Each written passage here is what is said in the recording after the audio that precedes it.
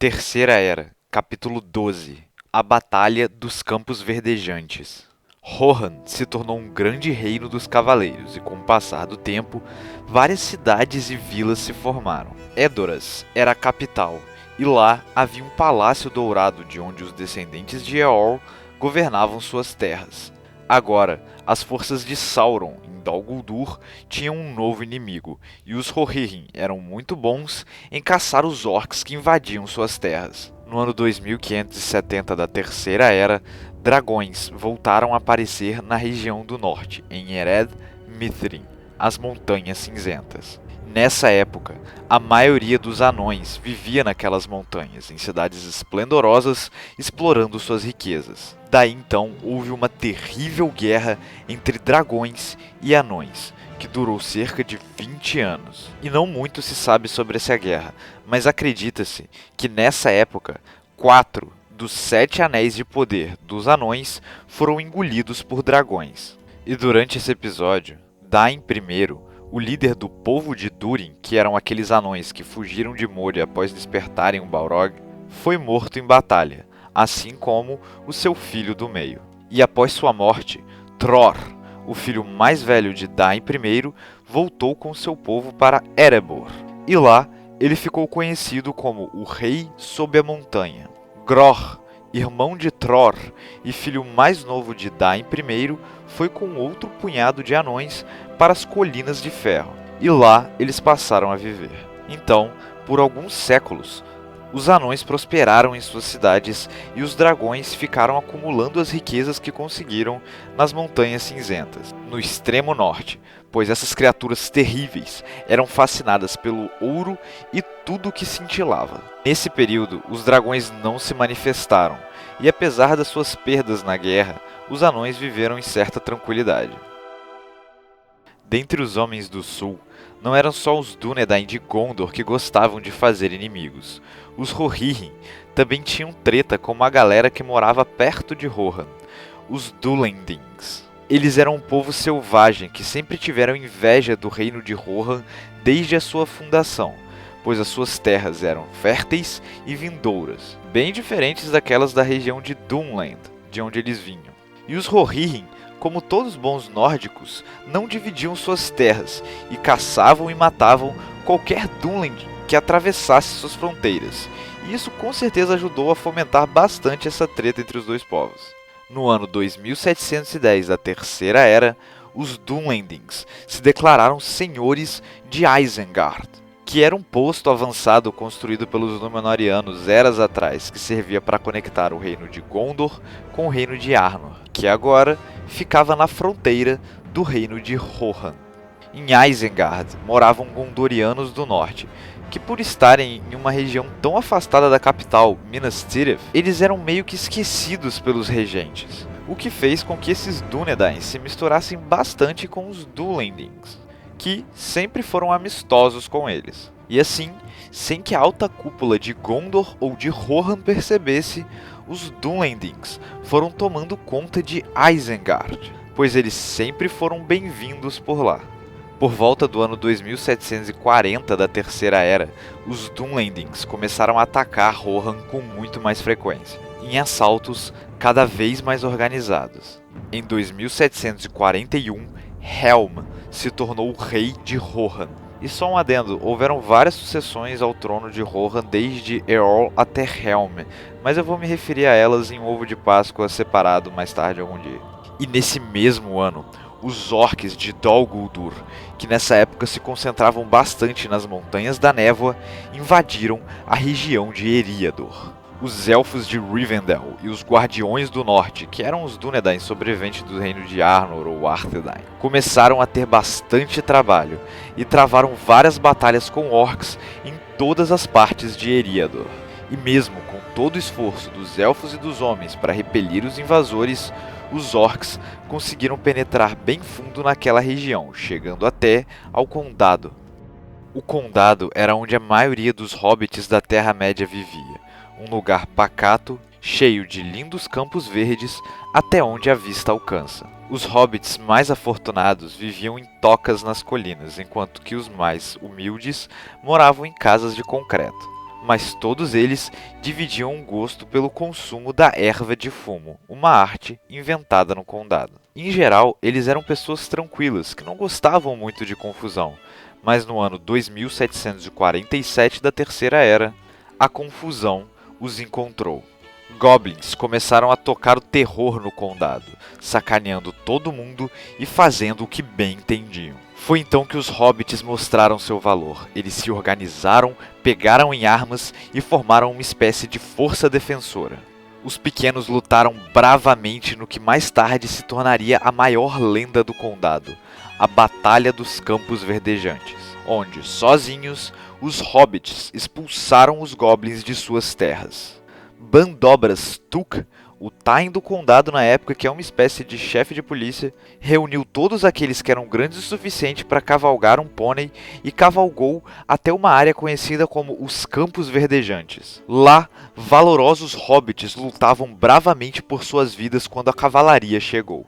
E Bandobras Tuk foi certeiro na direção do líder daqueles goblins, Golfinbull, acertando-lhe na cabeça com sua massa. Testemunhas diziam que a cabeça saiu voando uma distância de 100 jardas e caiu dentro de uma toca de coelho. E os hobbits afirmam que foi assim que Bandobras Tuk inventou o jogo de golfe. E não, isso não é uma piada minha, Tolkien realmente escreveu isso.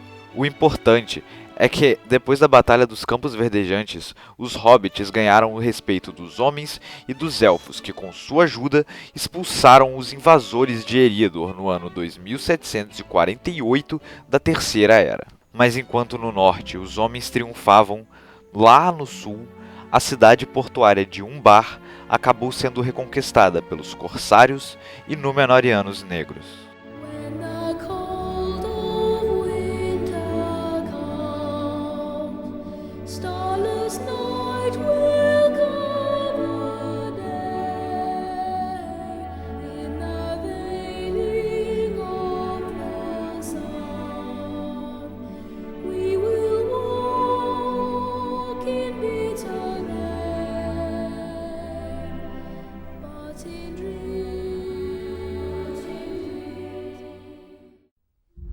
Yo, sejam muito bem-vindos a mais um Ovo de Páscoa. Hoje nós vamos falar um pouco dos Elfos da Floresta das Trevas. E bom, para falar sobre os Elfos da Floresta das Trevas, nós teremos que voltar lá para o Lago Cuivienen nos Anos das Árvores, quando os primeiros Elfos despertaram. E bom, o negócio é o seguinte, antigamente nós tínhamos 3 grupos originais dos Elfos que viviam às margens do Cuivienen, no extremo leste da Terra-média. Dentre eles, havia os Lindar, um grupo de elfos que antes de desenvolver a fala, haviam desenvolvido o canto e a dança. Os Lindar se juntaram a um dos 3 povos élficos que viviam às margens do Cuivienen, os Neliar. E quando os Valar apareceram e chamaram a galera para ir para Aman, alguns Neliar, juntos com outros elfos de outros 2 povos, ficaram com medo e não foram, formando assim o grupo de elfos conhecido como os Avari. Os Neliar, que foram com os Valar, passaram a ser conhecidos como Teleri. Então, a marcha começou e os Teleri seguiram com ela, porém, foi aí que o povo se dividiu. Alguns completaram a marcha até Aman, liderados por um elfo chamado Olue, e esses ficaram conhecidos como os Teleri de Valinor. Alguns outros atravessaram as Montanhas Azuis, mas ficaram na região de Beleriand, com Thingol, e esses são os Sindar. Mas acontece que um terceiro grupo não teve coragem nem de atravessar as Montanhas da Névoa, e se estabeleceu na Floresta das Trevas, que na época era conhecida como Floresta Verdejante, na região de Hovanian, e esses ficaram conhecidos como Nandor. Um elfo chamado Lenwë, um parente de Olwe e Thingol, também de cabelos prateados, foi eleito como líder dos Nandor e resolveu liderar seu povo para longe da Floresta das Trevas. Esses Nandor se estabeleceram em toda parte, desde os vales do Anduin até Eriador, e alguns ainda foram até o sul, morar no litoral. Eventualmente, esses Nandor atravessaram as Montanhas Azuis e se tornaram os Lyquendi. Alguns moraram sozinhos na região conhecida como Ossiriand e ficaram conhecidos como os Elfos Verdes, e outros se mudaram para o reino de Doriath e se juntaram com os Sindar. Esses ficaram conhecidos como os Elfos Visitantes. E finalmente, quando Nargothrond caiu, Gil-galad foi morar em Ossiriand com os Lyquend, que se tornaram os Elfos Verdes. Mas isso tudo você já sabe se você acompanha o meu canal, só estou recapitulando rapidamente. Porque hoje nós vamos falar dos Elfos que ficaram na Floresta Verdejante, ou Floresta das Trevas, e que ficaram conhecidos como os Elfos Silvestres. Lá eles viveram durante toda a Primeira Era, nunca participando das guerras de Beleriand. Eles eram elfos reclusos que viviam na floresta sem se misturar com outros povos. Eles levavam uma vida simples e sua tecnologia era bastante rudimentar, ao ponto de que os elfos silvestres nem sequer produziam armas de metal. Porém, tudo mudou após a Guerra da Eira, no final da Primeira Era da Terra-média.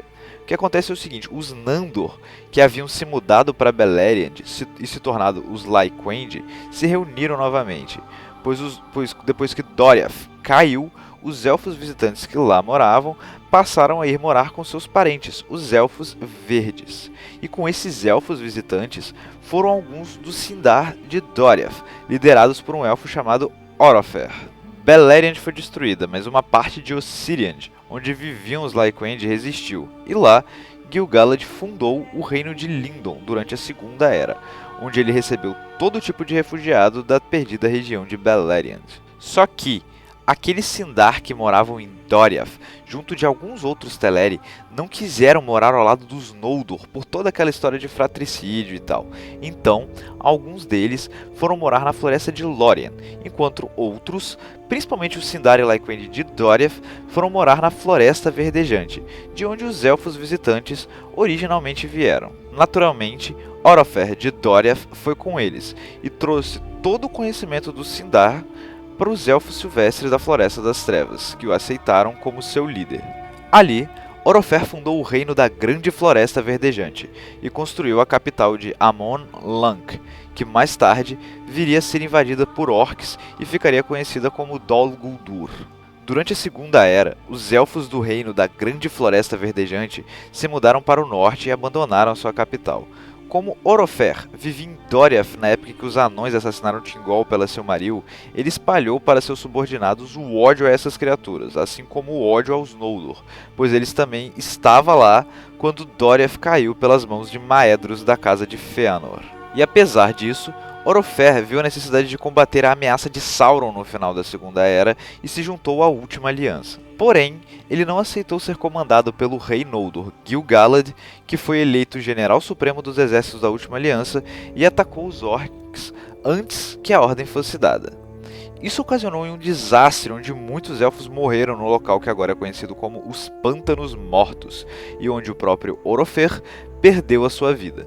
Assim, o grande reino da Floresta Verdejante, na Floresta das Trevas, passou a ser governado pelo filho de Orofer, Thranduil, e o resto é história. Ok? Até semana que vem, tchau!